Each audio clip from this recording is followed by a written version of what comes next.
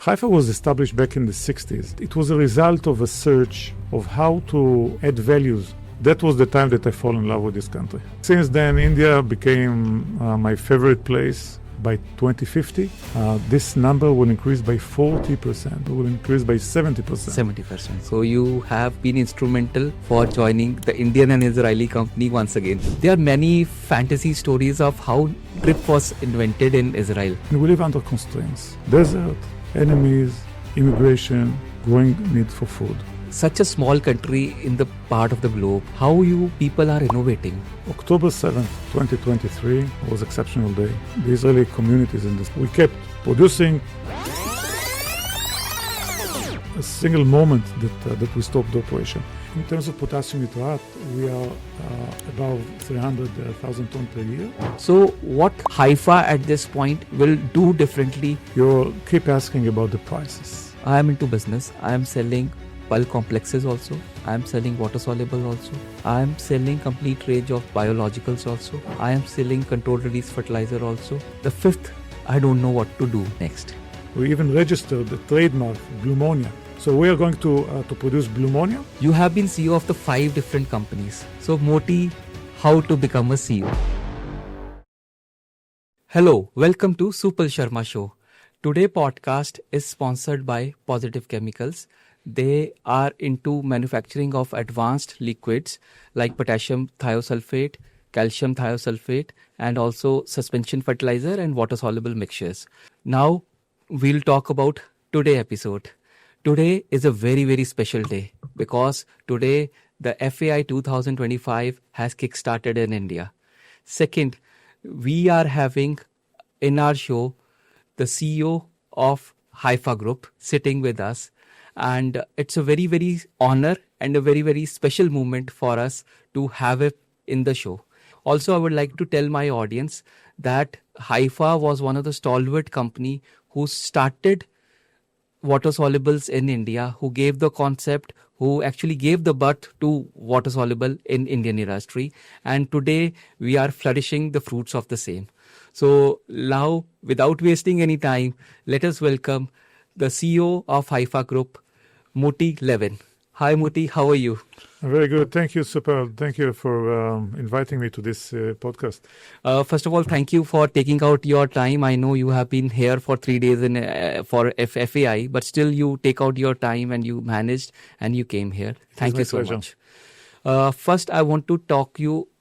We want our audience to know about your initial life. Okay. You can tell about yourself from where you come and how was your schooling, and so that we can and quickly go through your life. Thank you very much. I'm 62 years old, married, 3 children. My 3 kids are already grown people. I was born and raised in Israel. Made a regular Israeli life, meaning that preliminary school, high school, and then served in the army for 4 years. In Israel, serving in the army is a mandatory thing. It's not only obligation, it's also big right for us. Then I went. When you were serving at that time, 4 years at your life, did you see all these conflicts or coming away, or is it just a 10 years affair? How Israel is facing with all the conflicts since ages? So from the very first beginning of the state of Israel, Israel was founded in 1948. We lived in like an island because our neighboring countries were very hostile. The first peace agreement started back in 1977 with Egypt and later with Jordan. But we still have this DNA of an island. This is why serving in the army is a mandatory thing for men and women. The total population nowadays is somehow like 10 million people. Less than 1/3 of the population of Kerala, just for you to understand. Yes. And the magnitude of the state of Israel is 20,000 square kilometers, which is half of Kerala or something like that. Yes. So this is a good benchmark. Kerala. Yes. But our life was very normal. After my army service, I went backpacking to travel in the world. I've been in Australia, in New Zealand, in climbing the Everest, and those years there were no relationship with India, so I couldn't visit India. But I've been in the region. Later on, I went to study. Made my first degree in economy. At your young ages, were you able to make so much money to travel the world, or it was your father? I was backpacker. I saved some money. I remember that I left Israel with $250 in my pocket. First thing to do in Australia is to go to work in a cotton property somewhere in North New South Wales, chipping weeds together with the Aboriginals, and saving some money and living modest life. I could afford myself to travel for more than a year and then to return to Israel and to start my real life. Okay. So I made the first degree in economics. Second degree, I did my MBA. And from there, life started normally. I started as assistant to the treasurer of Israel Chemicals, ICL. Okay. Israel Chemicals Limited is a big name now in India. It is. It was a big company those days as well.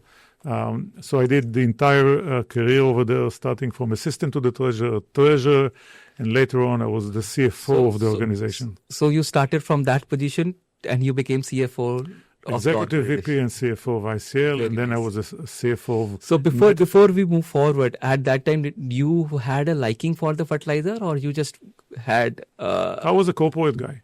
Okay. I was a corporate guy. I served in the board of directors of the subsidiaries, those who dealt with fertilizers, with chemicals, and with other logistic matters, but I was not concentrating on fertilizers. I knew what it is, but I never really dealt with that. This is why I said that I was a kind of a corporate guy. Okay. But then I became a CFO of Netafim, and then I started my role as CEO of different companies. Haifa is my fifth company as a CEO. So I wouldn't say that I'm an old guy, but as my children say, I'm a vintage guy. So you are privileged, and obviously it's not about privilege, the work you must have done, because it's always a dream job to become a CEO. We always say a CEO diary, or then you have been the CEO for the 5 companies. So it's a commendable job. And can you take us quickly about all these companies? You talked about 5 companies and what you did there. Yeah. And how was your learning? Just in 2 to 3 lines. So yeah, the first one was named Arvara. This is a company which dealt with farmers, growers. The company did marketing and distribution of Israeli produce to Europe, to North America. The interesting part in Arvara is that was my first step in India. Oh, being connected to Israeli growers and getting to know some Indian entrepreneurs, we brought Israeli best practices of precision agriculture, protected areas to the area of Karnataka, and the outskirts of Bangalore. We established a farm, which is all equipped by Israeli, from greenhouses to drippers, to grow fresh herbs, and then we marketed the fresh herbs in Europe and in North America, and by that, we also trained the locals to grow, but also to harvest, the post-harvest, the packaging, etc. So that was my first initiation in India. And this was in which year? It was more than 20 years ago. More than 20 years. More than 20 years ago. And how do you see India 20 years back and 20 years now, both in fertilizer as well as in general? What are the differences you see? First, let's talk about the fertilizer or the agriculture sector. First of all, I would say that was the time that I fell in love with this country. Since then, India became my favorite place in general. Later, in other positions, I kept collaborating with in different fields like logistics with other businesses. But yeah, going back to your question, there is a huge change in the perception of the Indian ag sector. There was such a little understanding of what it means, a protected area, precision agriculture, precision nutrition. We really needed to bring the basics to those who we collaborated with. They appreciate that very much. And I'm sure I lost connection. It was like more than 2 decades ago, but I'm sure that operation still exists. Now, making a jump 20 years later, what we see is a very deep understanding of the agricultural sector, of what is the importance of the precise agriculture, the sustainable agriculture. A year ago, I was speaking in a very important convention in Chennai in the MS Swaminathan. So a year ago in Chennai in MSSRF Institute, founded by Professor Swaminathan, there was a very important convention titled Free Hunger World. And I came there to talk about the relevancy of the precision nutrition, precision agriculture to improve the yields, to improve the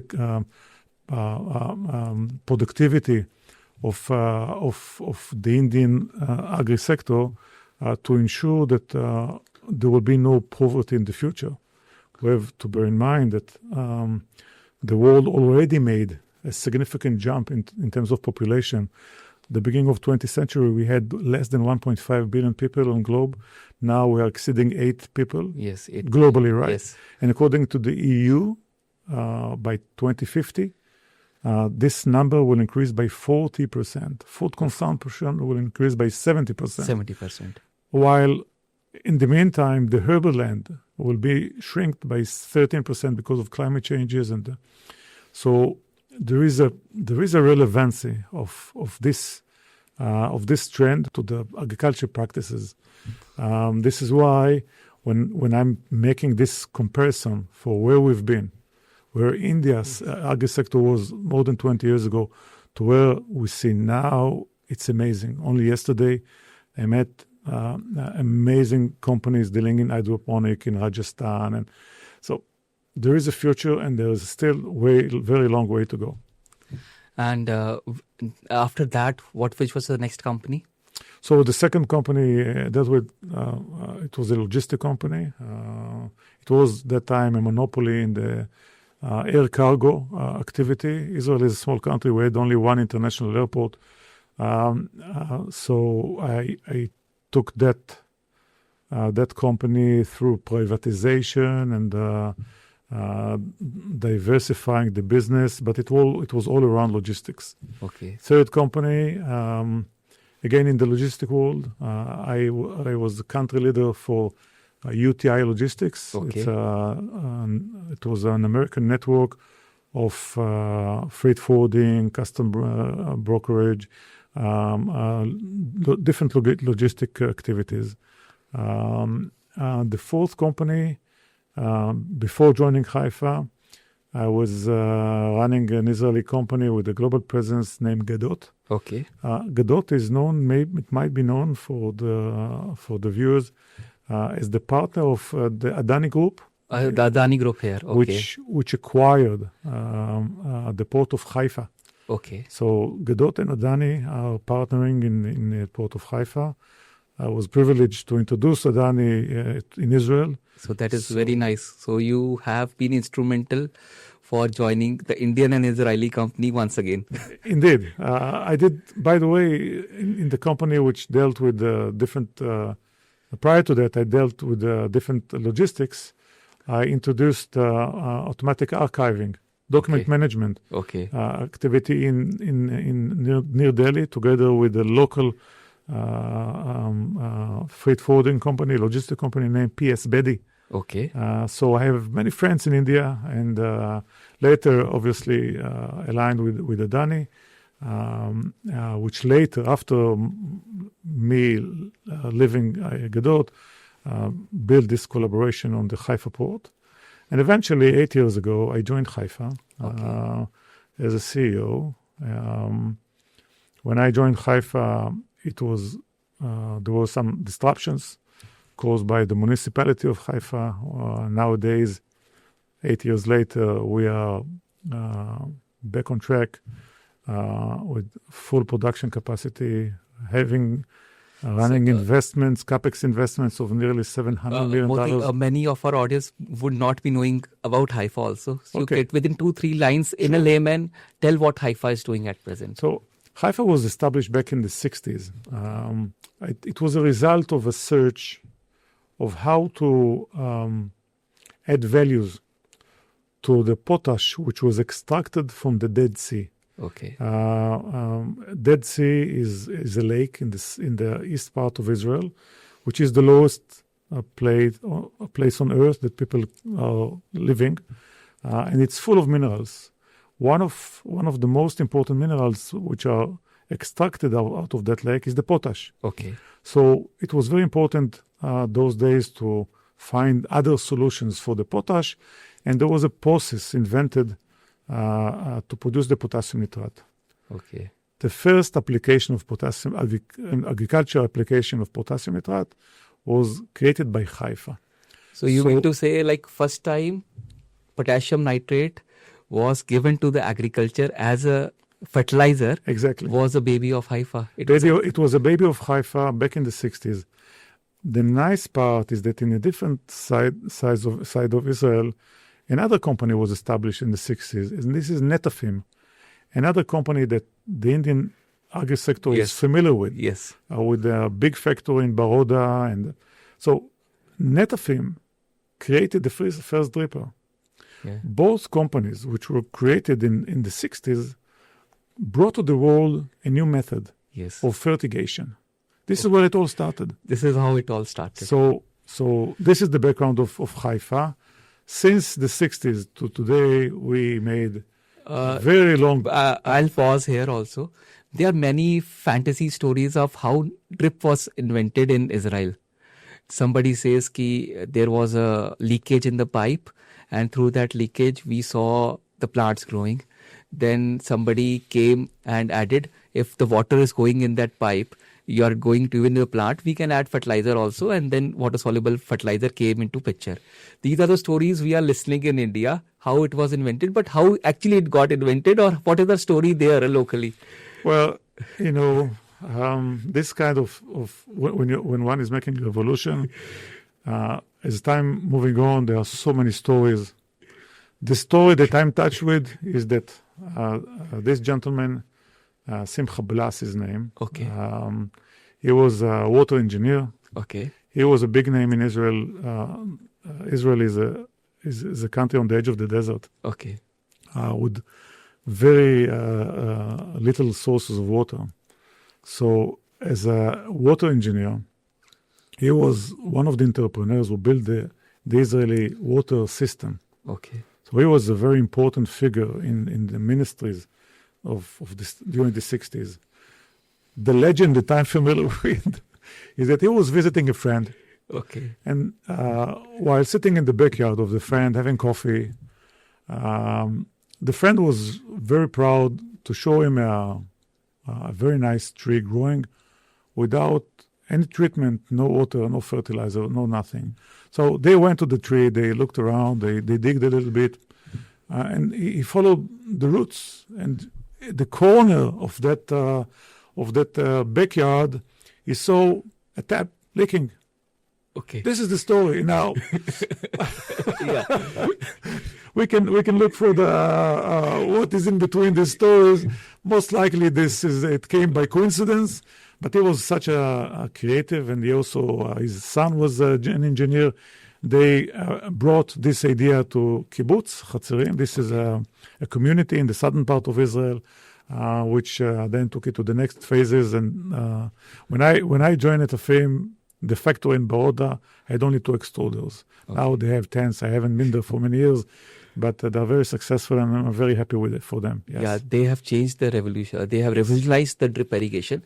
And since the they came from the irrigation. Yeah. The invention of the water-soluble fertilizer based on the potassium nitrate created the fertigation approach. And this is important to understand on the background of what is Israel at all. It's a country on the edge of the desert.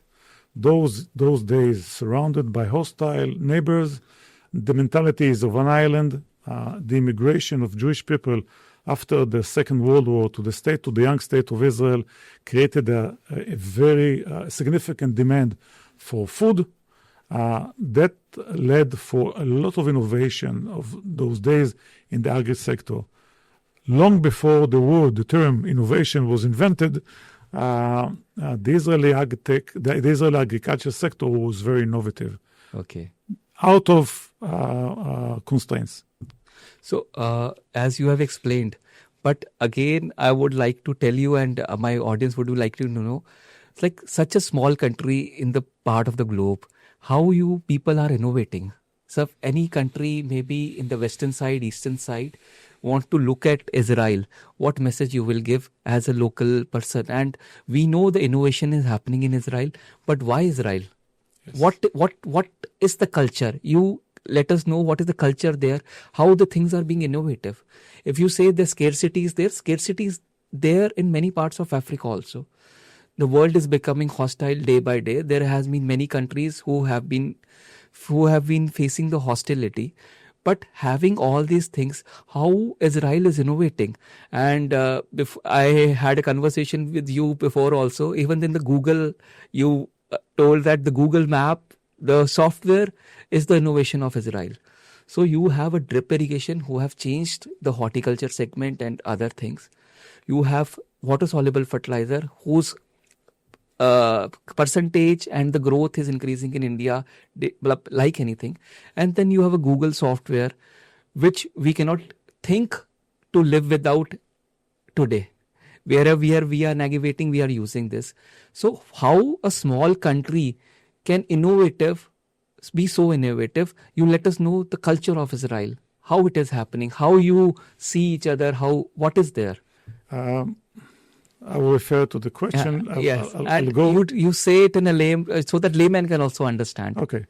First of all, the Jewish nation is very small. Okay. The state of Israel is very young, but the Jewish people are maybe the last of the real ancient religious or nations. The mentality for thousands of years is of glorifying education. Okay. This is why when the Jewish nation or the Jewish kingdom was beaten by the Roman Empire in year 74 after Christ, okay, the Romans spread all the Jewish people around the world to live as minorities. They thought that would be the end of the Jewish nation as a whole. One thing was not taken into account, the fact that for us, education, read and write, was something which was very important throughout the history. This is how the Jewish communities kept the national identity for thousands of years, despite the fact that there were Jewish communities in Cochin, or in South America, or in Europe, or in Africa.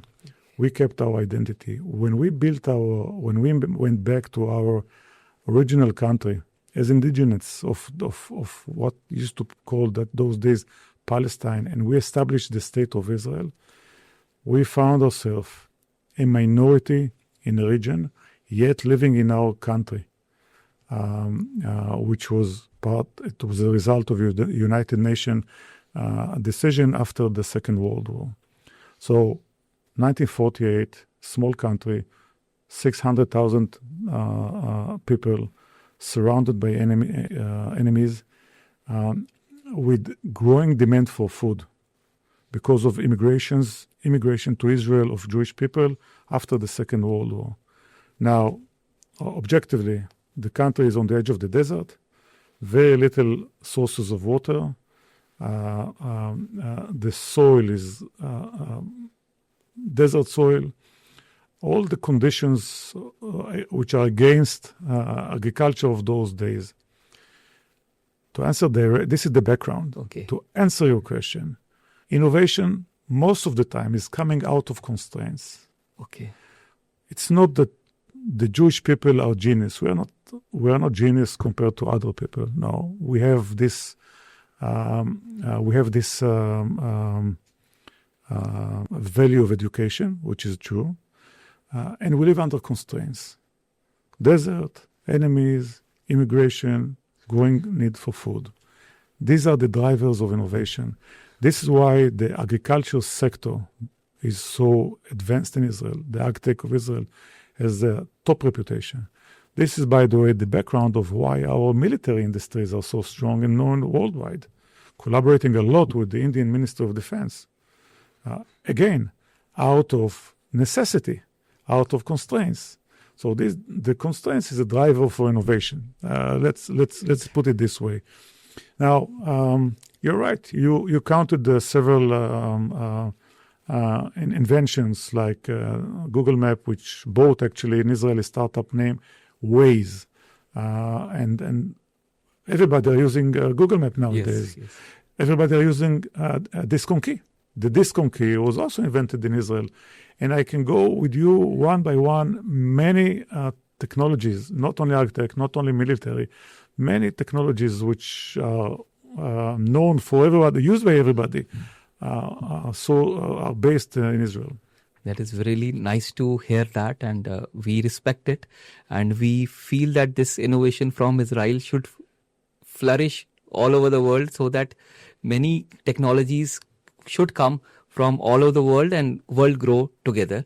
One more thing, it is very sad that for the past 3 years, what Israel is facing, and we feel that this should end soon. But tell me, how are the situation for the past 3 years, like a factory which is running and you have an alarm and you have an attack, how the things are there for the past 3 years and how people are coping up? And what is the attitude of the local people there? Yeah.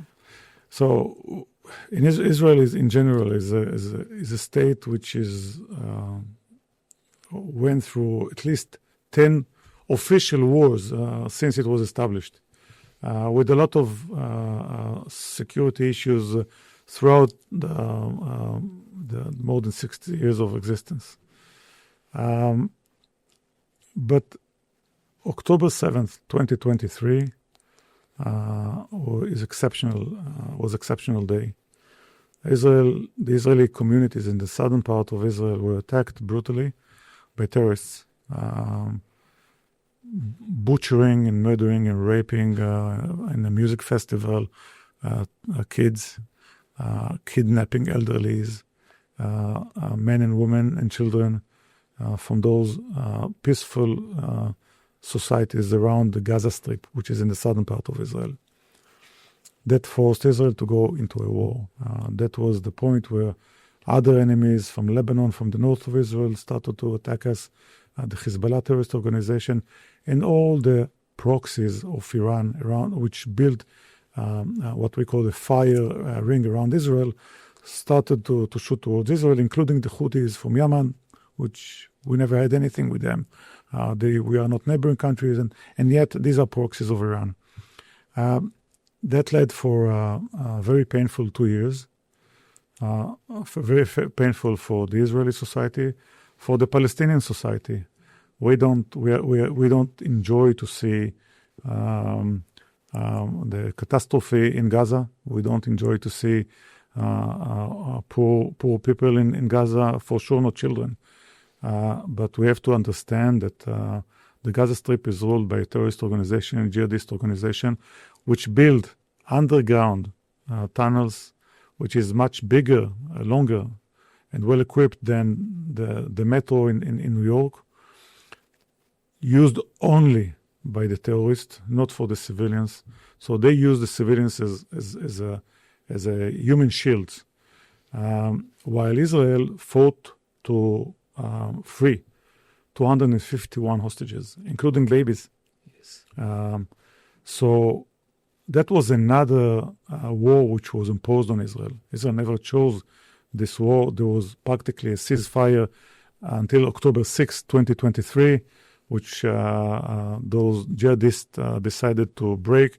They thought that the democracy of Israel is too divided because they misunderstood the protest, the political instability. They don't understand the democratic game, the way the democracy are acting. And Israel is the only democracy, real democracy in that region. So they thought that this is a weak part and they can surprise us. And they did surprise us. But quickly, the Israeli army came together. We fought back and we practically took out the Hamas as a military organization, the same about Hezbollah, and there are still threats from the area. This is the general picture. When it comes to the daily life, on that day you spoke about that day, what you were doing at that time. That was holiday in Israel. They chose that particular day because of holiday, and it's thought that all the Israelis are sleeping, and that was right. They caught us by surprise. I was in Israel only? I was in Israel with my family, like most Israelis, except of the factory where we work 24/7 in the factory. It's this is the process. It was a surprise, and we had to rearrange ourselves on all aspects of life. Right? We're not only in the industry, but obviously the army, but also we in Haifa, we had to look at ourselves, how we do things under these extreme conditions. We quickly organize ourselves.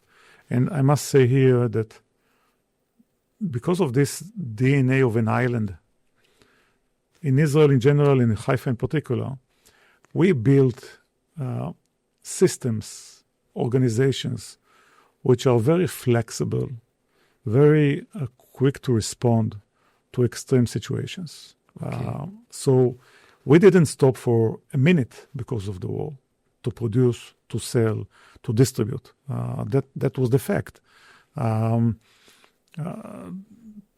To explain to you how Haifa is working, we have a network of 18 subsidiaries. Okay. One of them is Haifa India, which was recently established. Okay. Through these 18 subsidiaries, we are covering more than 100 markets. Okay. More than 100 countries. To serve such a diverse portfolio of clients, we have more than 100 of front offices. Front warehouses. Okay. So each one of those 18 subsidiaries is a regional hub. Okay. Haifa, Greece is covering the entire Balkan. So they have warehouses and we have inventories everywhere. We have 3 months of sales on the high sea to replenish the inventory. So even if we have a stop in production, we can supply, we can serve. Okay. So there shouldn't be a fear that because of political situation in Israel, we'll not be able to serve. So we kept producing, we kept distributing, we kept supplying. There was not a single moment that we stopped the operation. And this is a reflection of the Israeli society in general. The country is functioning even under military attacks. I know that for many nations that are not used with hostility, it might sound impossible. There are sirens. People need to go to their shelters. By the way, each apartment in Israel has it's part of the regulation of building in Israel. It's not a shelter in the sense that you need to go underground. There is a safe room, which is built very firmly. So in the middle of the night, there is a siren. It's underground? It's not necessarily underground. You have it also in skyscrapers. Okay. It's a very well built safe room. Every apartment has it, and people know that when on the daily the basis. siren goes, you just it's a normal room. It's normal thing. So when the siren go, you go in the safe room. You go there. Then everything calms down. Yeah, you come go. back and you start working. After a few minutes. In many occasions during the wartime, when the sirens erupted, we were on Zooms, on Teams. So we told our people in Brazil, we have a siren. Excuse us, wait for 5 minutes. We'll be back. And we came back and we continued the dialogue. So I know it sounds a little bit, yes, but people got used to that. And there was no real disruption. Ports worked properly, shipping line approach, so all good. So we wish that it should come to end soon, all this disturbance and conflicts. Thank you. Now, at least one thing I can tell you in the audience. By the way, there is a ceasefire. The war is on hold for the time, and I hope that this is the end of. We all deserve, Israelis, Palestinians, Lebanese, Syrians. We all deserve to live peacefully together. Yes. Then only the things will flourish, and we also hope that, and we also pray for that. Thank you. Now, first of all, congratulations for opening the new office of Haifa in India. Tell us about your Haifa. First, you tell us about the Haifa, what all Haifa is producing presently, what are the production you are doing, and then you let us know about your Indian operations also. Okay. So, before drilling into Indian market, I spoke earlier about the invention of the potassium nitrate on the agriculture application. What Haifa did throughout the last 60 years is a very interesting journey of developing the product portfolio of Haifa. So currently, from a single product company to multiply fertilizing solutions, all of them are applied in a precision way. At this point of time, we have more than 700 fertilizing combinations. Okay. Some of them contain potassium nitrate, many of them don't. But most of them would be the potash based only? No. It's like 50% of them contain potassium nitrate. Okay. And many of them don't. Okay. So we have a vast portfolio of fertilizing solutions, which were created as we deepen our agronomy know-how, and this number of fertilizing solution is driven by the fact that bell pepper in Mexico is grown in a different condition than the one in Netherlands. South African potato is grown in a different condition than the potato in Poland. So we have solution to each crop wherever it grows. I always give this analogy of being a parent. We love our children the same, right? Yes. I have 3 children. Each one of them has different needs. Okay. I mean, one is a genius. He has social issues in his classroom. The other one, she is the queen of the classroom, but she has problems with their mathematics. So each kid, we provide them what it needs. Different solution and what the solution Exactly. is. So this is the analogy for precision nutrition, and this is how we reach such a vast portfolio of products. But more than this, we developed ourselves in the biostimulants world, in the micronutrients world. We are putting a lot of efforts to develop biological solutions. To be very effective in precision nutrition, you have to be involved in the farm management technologies. So we developed 3 softwares to optimize fertilization. 2 through the roots by drip irrigation or by controlled release fertilizer. Another software for the foliar application. By the way, these softwares are offered to the market free of charge to optimize the usage of fertilizing.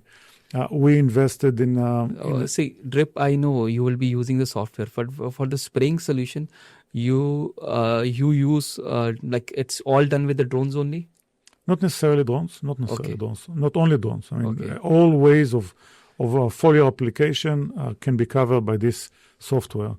We invested, by talking about Israeli innovation, we a few years ago invested in application which can, by 2 photos by your smartphone, you can get the level of nitrogen in a leaf, and from there to cut conclusions of what need to be added, what need to be reduced, what are the real needs of the crop. Since it's a digital platform, you can add to that features like irrigation, plant protection, calculators for carbon savings. This is the next revolution, the technology in the ag sector. So we are involved in all these activities. Now, and in parallel, we are also investing to expand our production capacity. We're in the midst of investing $700 million, just an example, in our main factory in the southern part of Israel. The purpose of that investment is to expand the production capacity, to bring the new products. What is the present production capacity? So in terms of potassium nitrate, we are above 300,000 tons per year. It's like near 320. We will reach 400 in 2 or 3 years. But we are manufacturing additional 300,000 tons of additional fertilizers.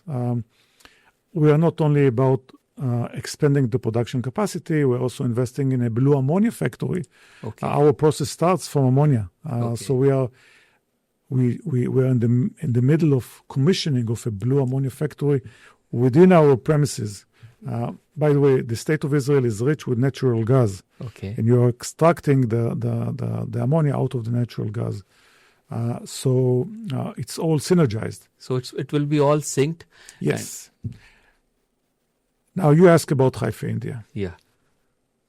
First of all, we are lucky to have over-demand for Haifa product and Haifa solutions. I'm very honest, I put it on the table.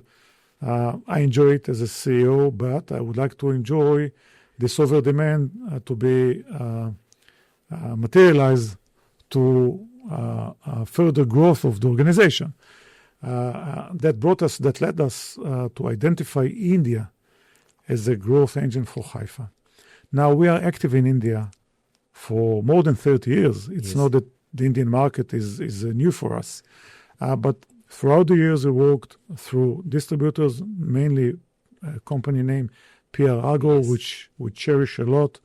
And we served but a few others, but mainly PR Agro. They are our main partner in India, and they are still and they will be our partner for many years. And I've seen PR Agro personally, Mr. Ramaju, yes. He has stuck to Haifa for ages like that. Mr. Ramaraju is not only, he's part of the family by now. He's like, he and all his team and his partner. So we have a lot of appreciation, respect, and the way they led the Haifa brand throughout the years. Having said that, the potential of the Indian market is much greater than this. So what we decided to do is to establish Haifa India. We continue to work with. And I've seen you have a wonderful team also. Yes, and we also we are also good relationship with other players in the water-soluble fertilizers like Deepak Fertilizers, like Coromandel. We are very well established in this part of the world. Having said that, India is such a huge country with so many opportunities, and Haifa has so much to offer to the Indian grower in many other provinces and states, and that led us to the decision that we need to establish and to put our foot on ground, so that will enable us to offer all the best practices which developed in Haifa in all our global activities to this great country. And as I told you earlier, since I consider India as my second home, and being the CEO of Haifa nowadays, I have this liberty to direct the organization according to my preferences, but it also, obviously, it stands on a firm business considerations, and we believe that this will create a great win-win for everybody. Motti, I have seen that Haifa has given birth to water-solubles in India. And water-soluble in India is increasing at the rate of 15 to 20% annually. The industry is growing like anything. If you see the numbers, like last 5 years, the industry has doubled its size. But Haifa being producer of potassium nitrate, why Haifa is not exporting and taking the market share in India, where SQM Chile is doing, Kamapco Jordan is doing, China is also doing. So what different we can see now with your coming up in India? Well, thank you for the question. It is certainly something that need to be explained. You see, for production reasons, we were for many years limited in our availability. As I said, there is over demand not only in India but over the world for Haifa products. We enjoyed, and we're still enjoying, a very strong position as market leader in terms of quality, in terms of innovation, in terms of level of service. Having said that, one of the greatest challenges for Haifa is that throughout its existence, we had to do allocations between territories. Okay. This is the honest answer. We always did allocation. We always prioritize countries where agriculture, the smart agriculture, was accepted, like Europe. So more than half of our production capacity went to serve the European growers and later the Latin growers, the North American growers. We are now investing heavily in expanding. Before talking further, what we also feel as a common in a perception, maybe the price realization in India is not as compared to Europe. That is why the reason of allocating in Europe or Latin America, if we talk very openly and upfront. It's not a matter of price. Talking about price only, this is a commodity. Yes, because potassium nitrate has become a commodity now. It is but we're talking about the history, right? Yes. Talking about prices, it's a commodity way of thinking. Okay. It's not that price is irrelevant. Price is relevant also in the specialty fertilizers. But this is not the first element. What we in the specialty are glorifying, so to say. Asking about prices is a commodity player way of thinking. What we in the specialty world are glorifying is the nutrient use efficiency. Yes. What is the total contribution to the grower by using the smart solutions, the specialty solutions? We believe that if you are a real professional in using the smart solutions, you are making much better economically. And that was proven along the history in many countries.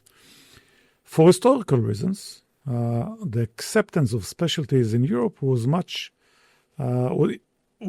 greater than in other places of the world. This is why you see the Dutch, you go to Dutch greenhouses, you see the standard, or German, or you see or in Poland, even the open field, you see how well they are receiving the Israeli agtech. And you understand why, in a way, we prioritize that. And bear in mind that, and this is the most honest answer, we had limited production capacity. Now, I mentioned before that we are expanding the production capacity by investing vast quantities. And blue ammonia will also play its major role. And it's not only diversifying the production and increasing the production capacity, but also investing in the upstream, in the sources of material, because we are also investing in sustainable agriculture. It's not only the number of fertilizing solutions. So this is evolution of a company which started in a small country, relatively, or not small, but medium size of a company. Our production is not, our potassium nitrate is not a byproduct Okay. I mean, SQM, they are the largest. I've seen their house, their yes. I mean, they are the lithium. They are a lithium producer. Yes. For them, in a way, potassium nitrate is a byproduct. Yes. So it's not like in Israel or in Haifa that you start from the potash, you have to produce in the ammonia, and then you create it in a unique way, our potassium nitrate. The potassium nitrate, which is coming from Israel, is produced in a process which nobody is using in the world. Okay. This is the reason why the purity, the solubility, and many aspects of this material got such a good reputation. Obviously, we built a company around it, which is also unique in its service and the knowledge sharing approach, etc., etc. But to answer your question directly, the fact that we pioneered the market with the water-soluble fertilizer, but we didn't grow as fast as others because of production limitations. Yeah, now we open it. Yes, now it's not only that, we're also much more diverse in terms of the portfolio. We are coming to this market with micronutrients, with biostimulants, with soon with biological solutions, with the digital solutions. I think that this as a full kitty, it will grow like anything. I understand because I have also been like 5 days I've seen the Kailashe or Salar brines of SQM Chile. So they have a huge reserve. So I understand that. And with that reserve, they can supply at a particular price and a huge quantity also. So that I have seen. Now, this you have answered. We got the answer of that question. Second, I want to understand when you are entering in now with complete solutions, you are saying, or complete package, you are entering in India, where already the specialty market is flooded. We have Yara, who have their retail in India. We have K plus S, we have ICL, we have SQM is also their retail in India. Then we have all the conglomerates of the Indian company, the bulk fertilizer company, they are also having their brands in India. So what Haifa at this point will do differently so that our Indian farmer can benefit out of it? First of all, I have a lot of respect to all the names you mentioned. They are our competitors in many aspects. Yet I think that what Haifa is bringing, not only to India, everywhere in the world, we're bringing solutions which are holistic, 360 degrees around the grower and around the crop. I mentioned before that the journey that we did from a single product company to multi fertilizing solutions, and add to that the biostimulants, add to that micronutrients, and to that biological solutions and the digital solutions. But I think that also the spirit of the organization, that was the importance of establishing here our company compared to all the years that we acted here through distributors, is to bring the way of doing business in a sense that we are really partnering with the growers through our agronomists, through our specialties, through our training and education organizations. We are embracing our business partners, even if we are not billing them directly. We work through distributors. We mentioned Argo. Now you would be going through distributors only, or it will be distributor plus direct through dealers to the farmers? We are always working through our distributors. Distributors are our partners. Okay. We are not overlapping them to the grower level. Having said that, if there will be a huge conglomerate or cooperative who can bundle together many farmers, we know that the average size of a property in India is very small, like hectares. Yes. So for sure, we'll not walk to the last mile. We need the distributors. They are the main partners of ours. If there will be huge cooperatives, this will be a different story. But again, it's kind of a distributor as well. It's only a matter of definition. But we work through distributors. By the way, not only in India, this is the way we do it elsewhere. Okay. When you're talking about you're bringing water-soluble, you're bringing micronutrient, you're bringing biologicals. And biostimulants. And biostimulants. Yes. What next we can expect in 5 years in industry? It's not about only Haifa, but industry. Yeah. Because one question is this. Another question you have seen the evolution of fertilizer while working only. From the bulk fertilizer, the water-solubles and this. Can next 5 years or 10 years, new technology can come and replace water-soluble, you feel? Water-soluble fertilizers? I think that the water-soluble fertilizers, this is the optimal way of running precision nutrition. In general, I would say that to adapt the precision nutrition and use specialty fertilizers, this is the future of the global agriculture. Still, the majority of the agriculture is based on commodity fertilizers, and which is used in a very conservative way. Yes. So I don't think that we should expect to find a new molecule. Okay. This is not molecule or technology something. Because what happened, because the last 3 years, you have been see the China CIQ and other things. There has been a disruption in the fertilizer prices. Some wise, like the MAP price in India, it has gone from $800 to $1,700 CIF. The calcium nitrate from $180 CIF to $750 CIF. People have taken at $750 also. People have taken at $180 also. So many companies or many local people have started talking about there might be a replacement of water-solubles. So that is why I asked you this question. My next question is, in this specialty fertilizer, in next 5-10 years, what growth you can foresee, and what new technology or new products you will see which will boom and take a big jump in now coming next 5 to 10 years? Supal, these are good questions, but I would like to correct you in one point. You keep asking about the prices.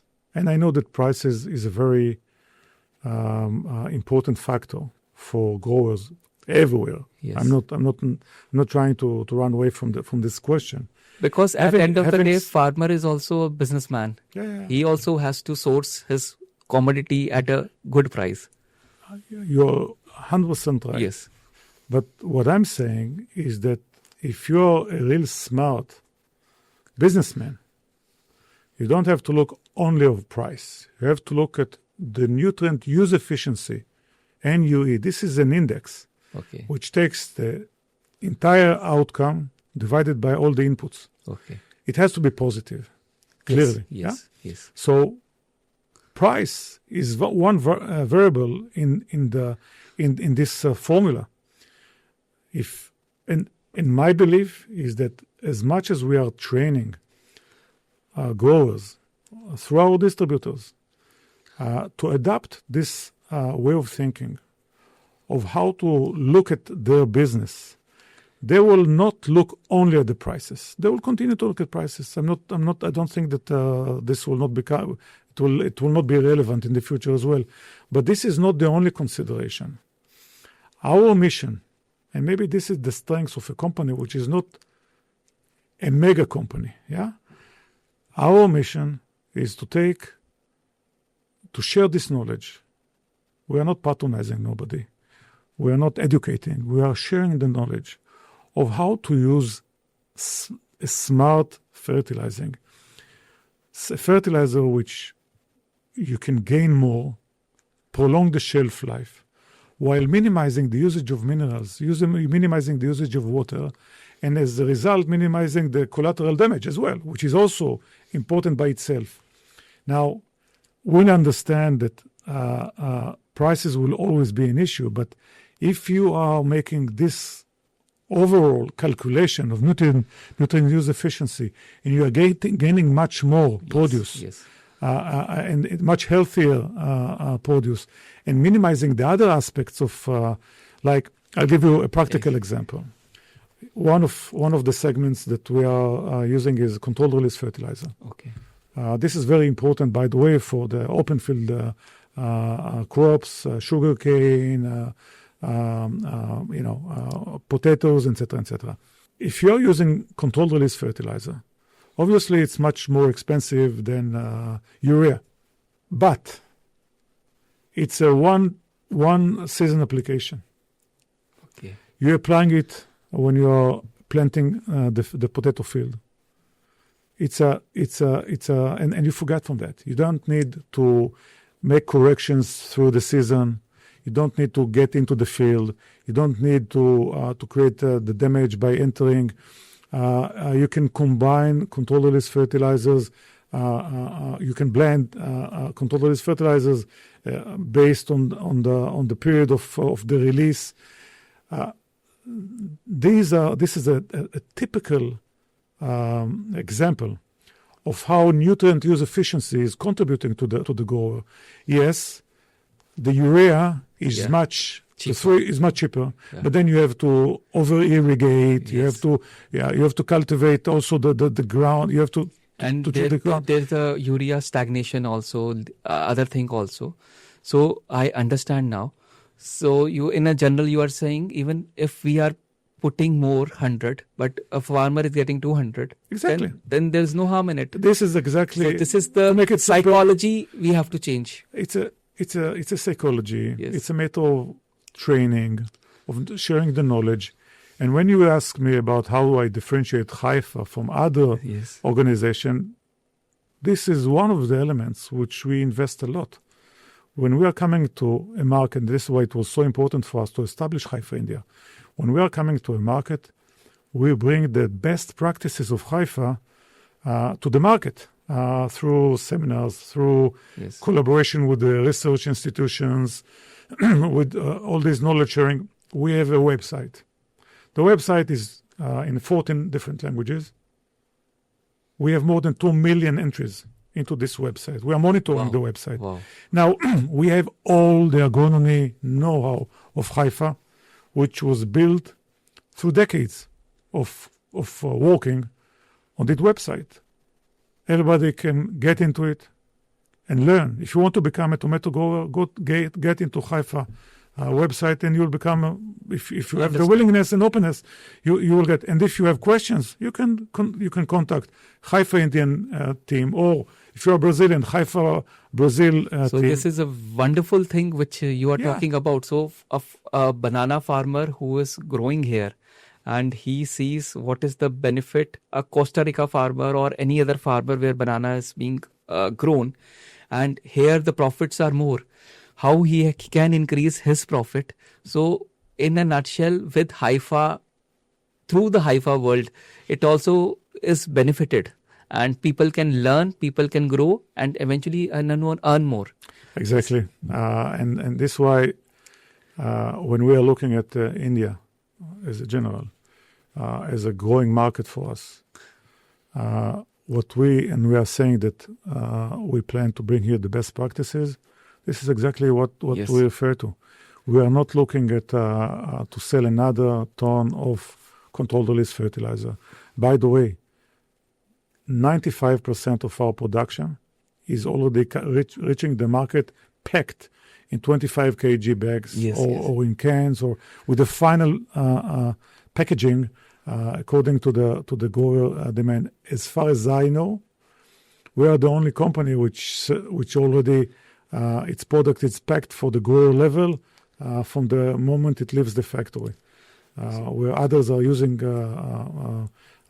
like jumbo bags are also used. I know. Exactly. One more thing I need to, as we were talking about excessive urea usage, there has been a lot of study and publication now coming up where Europe is talking high about groundwater nitrate contamination.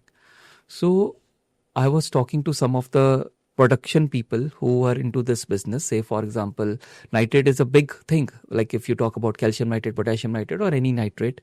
So one of two raised their concern if suddenly a European study or any study will come up and they prove that because of nitrate usage, the groundwater is becoming contaminated, and already it has started. And if there is a sudden stop, what can happen be a very bad, because everybody is promoting nitrate. People are putting money on it as the market is growing. So what is your take on that? It can happen if, obviously, as a result of overusage of nitrates. And this is why we are the leaders of the precision nutrition. All of our state of mind is to feed the crop, not to feed the soil. Yeah, here you go. Here, what Haifa is and this is our flag. If there will be regulations like this, we will only benefit from that. We will only benefit from that, because the precision nutrition is dealing with this paradigm from the very basis of this is the nature of our industry. We are feeding the crop. We are not polluting the soil nor the water resources. And yes, there are tough regulations already in Europe. I'll give you another example. The European Union many years ago declared that the controlled release fertilizer, the coating by polymers, is not degradable enough. Yes. And they require biodegradable solutions. We are very proud that after 10 years, more than 10 years of research, we found the right coating, which meets these regulations. So you found a coating which meets the biodegradable regulations. Yes, and we are already in the engineering phase of this additional factory. Our factory, which produced which coating the active material, is located in France. We have those expertise in France. We will build additional factory with biodegradable coating in France to serve markets which demand this biodegradable solution. This is a result of more than 10 years of research. So here I want to tell my audience, and the audience need to understand, especially the growers and the fertilizer industry, when you are talking with a company like Haifa and you say cost is there. So this is why the cost is there, because the company is working and looking forward for the precision agriculture, and they are not just there to dump the fertilizer, what some might be doing, and they look forward for next 20 years, next 30 years, because the population, as you said in the starting of the podcast, it is exploding like anything. We need food, and if we do precision agriculture, the soil will also be saved, the fertilizer usage will also be there, and it will be a happy world. Exactly. And, we fight for a hunger-free world, but at the same time, we believe that we have to be very strict on sustainable agriculture to ensure that all three scopes, scope 1, scope 2, and scope 3, will be followed by our production. And this is why, amongst other things, that our new ammonia plant will produce blue ammonia. Which means that the energy you explain blue ammonia to our audience also for a layman. Okay, so blue ammonia is an ammonia which is coming from renewable energy. It's based on natural gas. You need to break, so to say, the gas into the components using a lot of energy. We are establishing next to our factory in the southern part of Israel 45 hectares of photovoltaic field, which is going to supply the energy need with storage capacity of energy, etc., etc. So this will enable us to define it as a blue ammonia. We even registered the trademark blue ammonia. Okay, blue ammonia. So we are going to produce blue ammonia, and we are in the commissioning phase. By mid-26, will be fully operated by blue ammonia. So this is part of the sustainability approach of Haifa. It's not only to feed the humanity with enough food, like in the Green Revolution back in the 50s and 60s. It's important to do it in a sustainable way. Otherwise, our world, our Earth, will keep damaging it, which will not make it sustainable for us to live on. So this is the philosophy of Haifa, and increasing the regulations in different places, and Europe is always the first to come with regulations. Puts us as Haifa in the most convenient place. We are there. Yes, because you are already thinking on it and you are already working on Yes. it. Tell me 5 different countries or geographies where you see the good growth of specialty fertilizer in next 5 years, where you don't see the stagnation not with the competition, but with the numbers, where like in India, the water-soluble is growing at the rate of 10-15%. Like, what are the other 4 regions where we can see the explosion happen of specialty industries next 5 years for an exporter to think in a global way? Yeah, I think that India is for sure on the top of the list, and for many reasons which I already spoke about. Brazil. Okay. I think that the Pacific area. Okay. Malaysia, Indonesia are also growth engines. For us, we did some.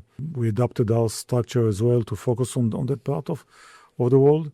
I think these are the main growth engines. I think that after the war in Europe will calm down. There's a lot to do also in the open field side in Russia, in Ukraine. In the relevant countries. So these are the main focuses of Haifa as well. Very nice. And one more thing, suppose a 25-year gentleman or a lady looks forward to step into the fertilizer industry, and he or she has enough backing to start a startup or to start a fertilizer business in a small way, which can be taken to the next level in coming years. What suggestion you have for him or her? Thank you for the question. I love it, and I'll tell you why. In Israel, the average age of a farmer is 60. 60. 60 years old. This is the average age. So your means at 90, 95, people are still... Yes. Okay.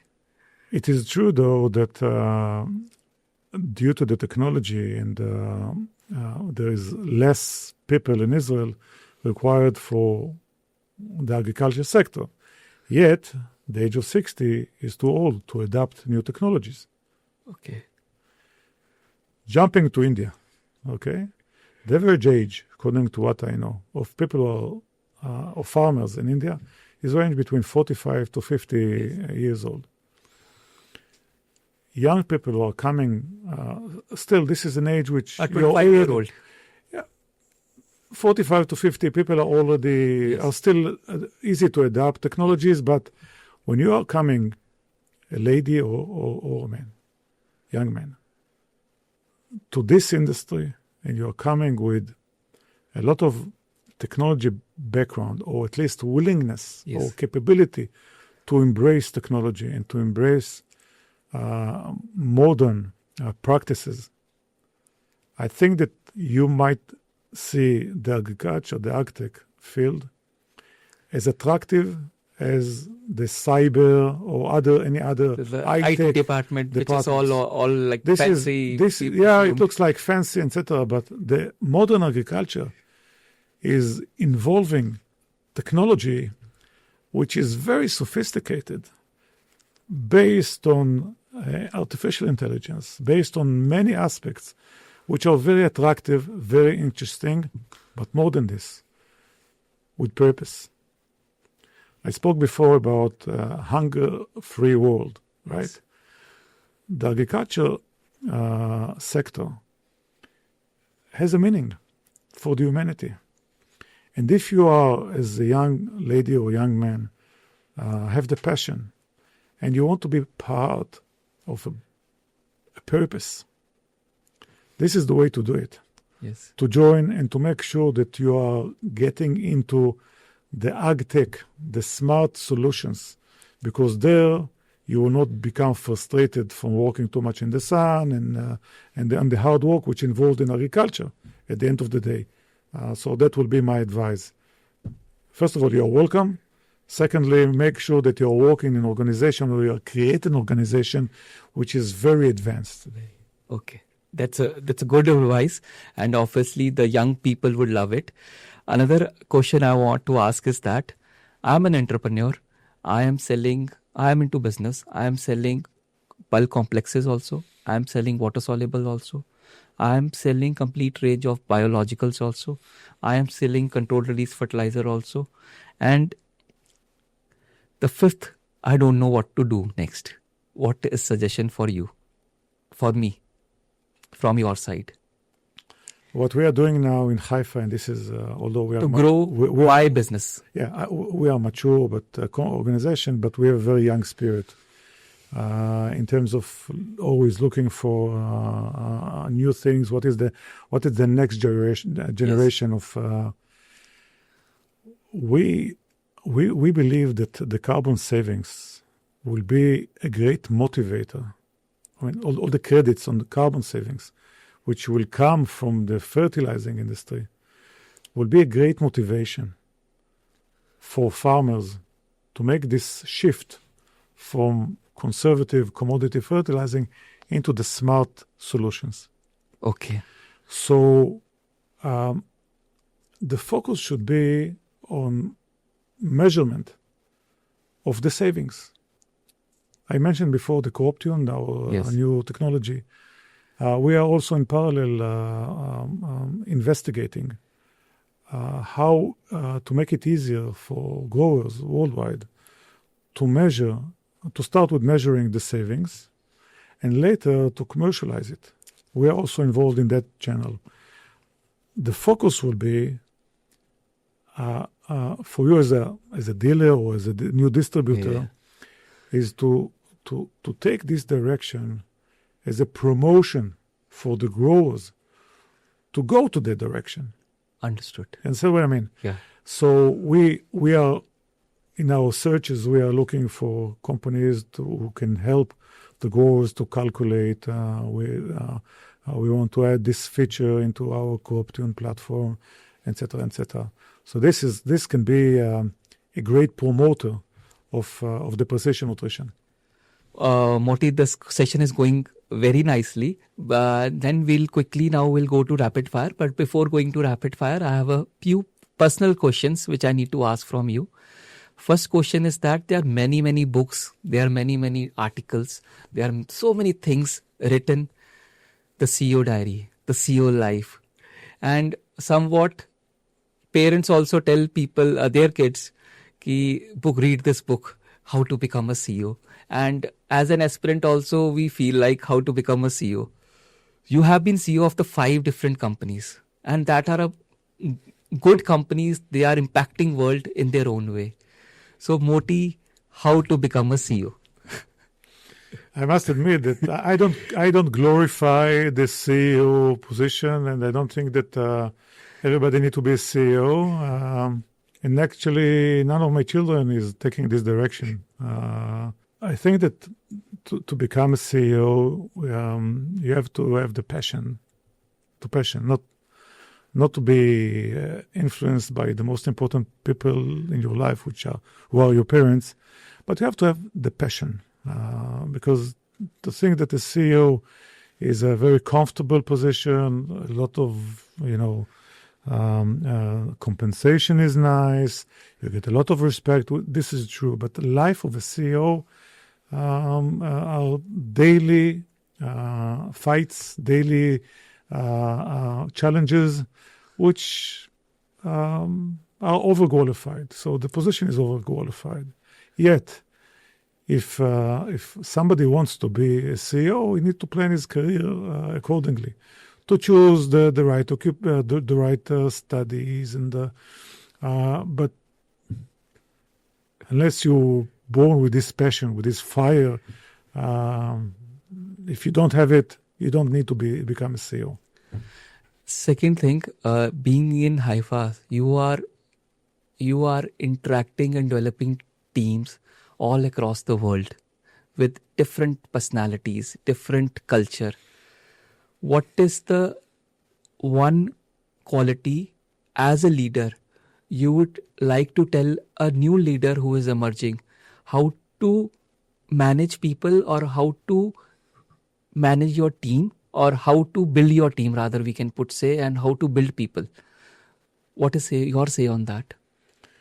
There is one word which I think is not always mentioned in this type of questions, and I think that this is the basis for everything.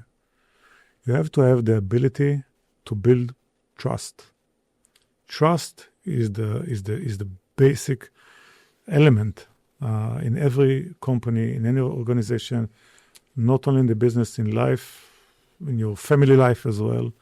But this is something that people, and sometimes, and many times, young people with less experience are not making to put the right priority. So what I found is that even if you're coming to a new organization, I said that I ran through 5 organizations, 5 as CEO position, another 2 as CFO. What enabled me to navigate and to find the ways to meet the challenges and to reach the goals is by my ability to build the trust with internally, with external, with, of course, with clients for sure, with my staff for sure, with vendors, with regulators, with the community which surrounded you. You have to be a trusted person and act like this. Okay, very well answered. One more thing I want to ask you is that now the spirituality, the work-life balance is also another buzzword in the corporate sector. What is spirituality to you? We define 3 elements. I don't call it values, because value is sounded too high. Yeah? Our leadership forum declared 4 elements of which need to be involved in everything that we do in Haifa. Our leadership is 19 subsidiaries, CEOs, and the management of Haifa. Innovation, impact, and compassion. Innovation, impact and compassion. Now, innovation and impact, we cover this subject in our conversation so far. Yes. When we write compassion, we write compass, capital letter, ION. Okay. And that means that we have to be very much aware to every element of the way we do the business, the way we interact with each other, how well we are embracing the values of the organization. And when I came with this innovation, impact, and compassion and presented to the board of Haifa, I was asked. You have presented it? Of course. Because, as I said, all 3 of them are part of our daily doing. And, and that was, in a way, different approach. I was asked, what is this, somebody asked me, what is this Buddhist approach of compassion? How compassion is relevant to the way we do business? And my explanation is that the young generation, our employees, especially those who are joining, they value the employer not only by the salaries is providing, not only by the welfare, but also by the value he's holding. This creates an organizational glue, which enables me as a CEO to lead the organization through disruptions, through huge projects as Haifa is running. And so he asked me about spiritual. In a way, people might think that this is a spiritual way of thinking, but it's very well linked to how I run the business. Okay. And you said that you love India. So which are the places you really love about India? Leave the business aside. Okay. So it links also to spiritual. I think that my visit to Varanasi some 10 years ago left a very deep influence on me. I can't really define what was, but I think that visiting Varanasi and to watch the scenes and to see how people are attached to the place and to the family, and it's really something that inspired me. It's part of my so Varanasi for sure is one of them. I was very impressed when I visited the Golden Temple. Oh, Amritsar. In Amritsar. My place is just 110 kilometers from there. Yeah. Again, I was sitting there and dine with the priests, and it was very impressive. And I must say that even the hectic environment in Mumbai, in some parts of Delhi, the Indian food, the openness, the kindness of the Indian society, they left a very strong mark on me, and I'm always happy to come back to here.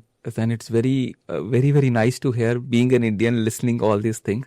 And we welcome all the other nation people also to come and visit India and get to know what India really is and have an impact, and with that impact, create an impact in the world. So it's really wonderful. And we have talked very high about the CEO life and other things. I want to ask you, your life would not have been full of roses. There would have been a hard time too. Can you explain one or two hard times which you have overcome? And with this, you can tell the young CEOs or the young people that this is how I overcome it, and they can understand from you. And if God permit, if the same thing happens to them, they get prepared for it. So what are one or two things you would like to tell? I will share with you, I was talking about innovation, impact, and compassion. But before that, along my journey as a CEO, which is more than 20 years now. It's nearly 25 years, actually. One of the things that is characterizing this path is that I was always nominated as CEO in companies which were in a stressful period. One was a monopoly and it moved to a competitive environment. The Arvara company was a change of management. It was kind of a hostile takeover which we had to deal with. And Haifa went through 8 years ago with significant issues with the municipality of Haifa, with the Minister of Environment. We were very close. We actually closed our production for several months, and that was the situation which I met when I joined Haifa. So my path as a CEO is marked by crisis milestones, and this is also my reputation in Israeli economy is that I'm a CEO which is a plumber. I'm a plumber. They bring me with my toolbox to fix the organization, to build the path to the future, to bring innovation in, and to create a new culture. This is my reputation back home. I was recently interviewed in a podcast by a very famous organizational advisor, very prestigious in the industry, and she spoke with me about this path, and she asked me what are the main tools in my toolbox, which enable me to succeed in these challenges. And I'm taking you back, and that was also what I told her, to what I said before. The ability to build trust. The trust with all the players, all the relevant partners, in finding the solution, to finding the path out of the crisis period. Once you are developing a trust with the relevant people, this requires as well to identify who are the relevant people, to identify internally who are those you can go to this battlefield together and you can trust them, to build a system which reward people for their And many other aspects of managerial aspects. So this is kind of a common thing which goes through all those different industries which I ran as CEO, and luckily so far so good. And also Haifa, as you can understand, is in a completely different position now, back on track with a very clear vision, with new capacities, with additional portfolio of products and services. So I'm lucky. It's not lucky. You have made it all the way, so it's not luck. It's not luck. It's also not the other thing which I would like to advise to young CEO Or the younger generation. Anybody who would like to become. You are not alone. Even if you are standing in the peak of this organization, you have to remember that you are a leader who depends on your followers. And the follower is not less important. The follower is the one who is defining the CEO. Yes. And to embrace the follower, to ensure that he has a room to make his opinion, to influence, and to be a partner in this journey.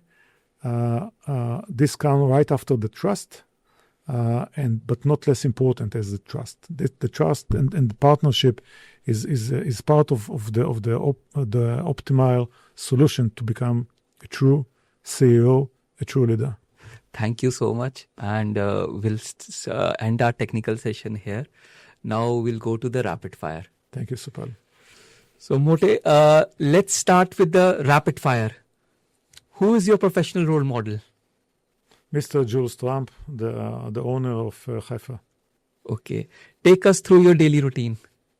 Wake up at 4:40, making black coffee, going to my study, making the first emails to China, to Australia, to the east side of the world.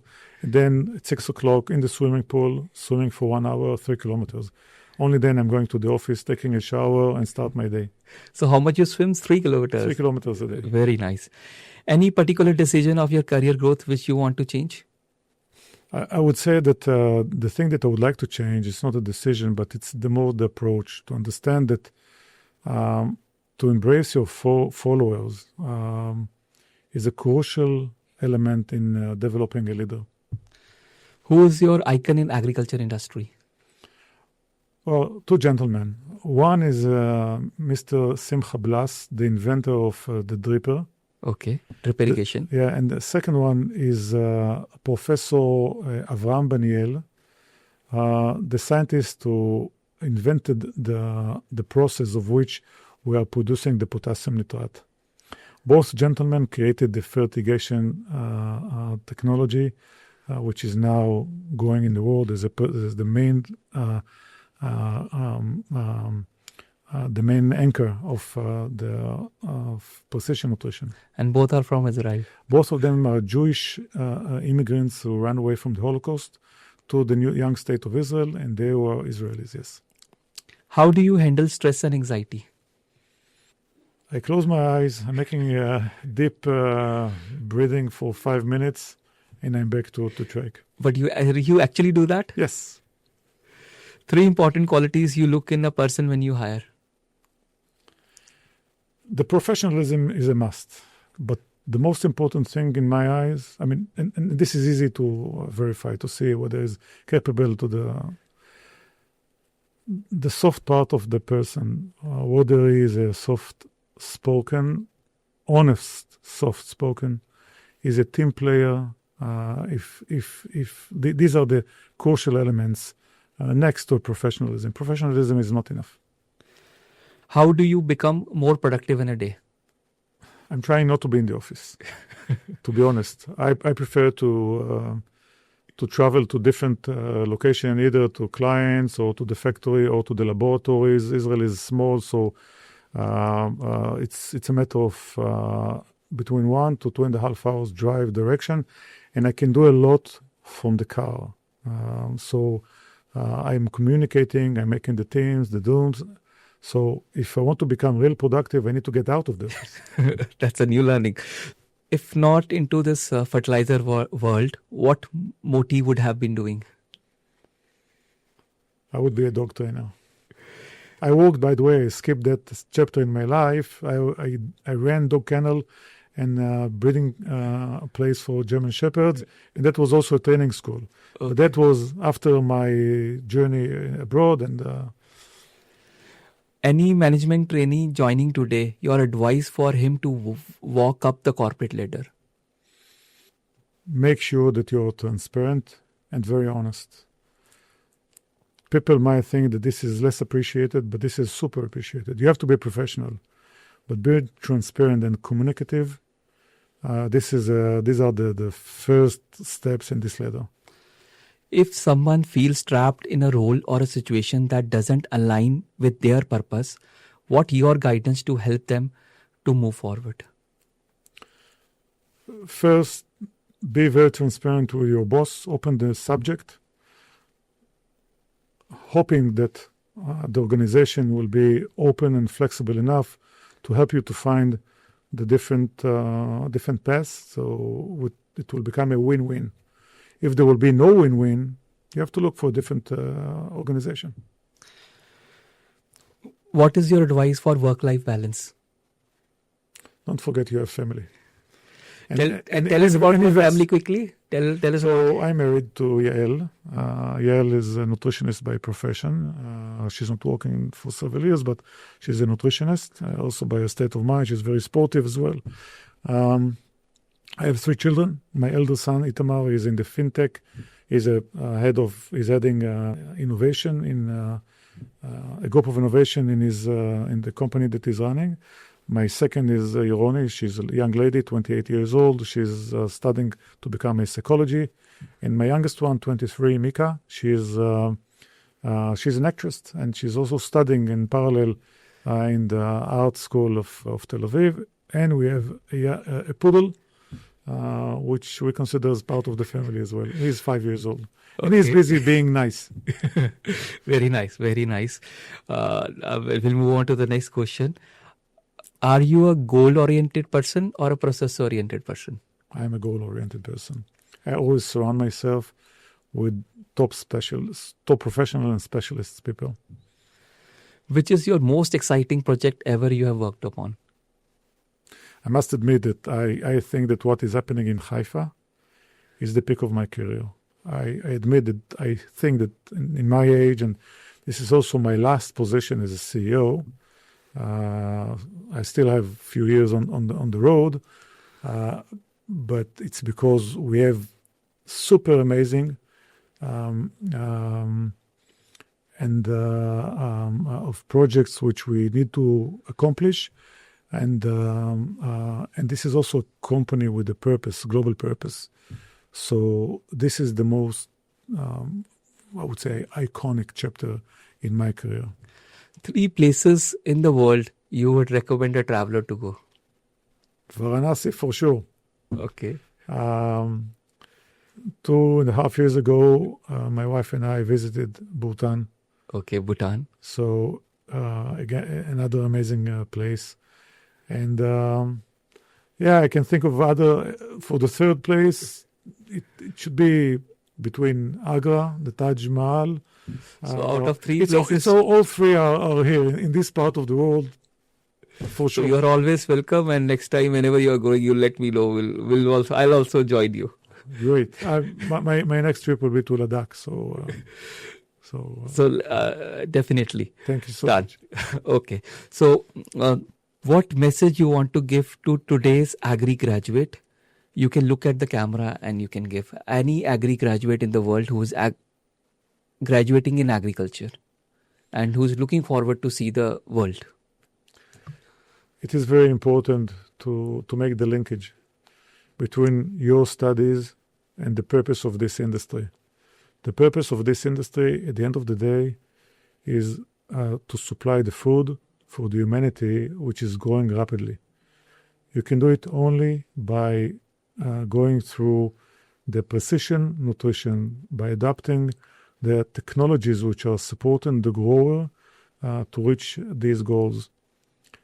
it is a challenge, but at the same time, it will fulfill you. It will make your satisfaction from your career very, very high, very strong. And this is a purpose. We look for purpose in our life at the end of the day. So I welcome any graduate in India to approach us in Haifa. If you're interested in this kind of mentality, approach us and let's discuss it. Thank you so much, Motti, for this wonderful podcast. Hope you have enjoyed it. Thank you, Supal. It was amazing. I enjoyed it very much. And we have a plan to visit Ladakh together. Yes, definitely we'll do it. Thank you so much. Thank you.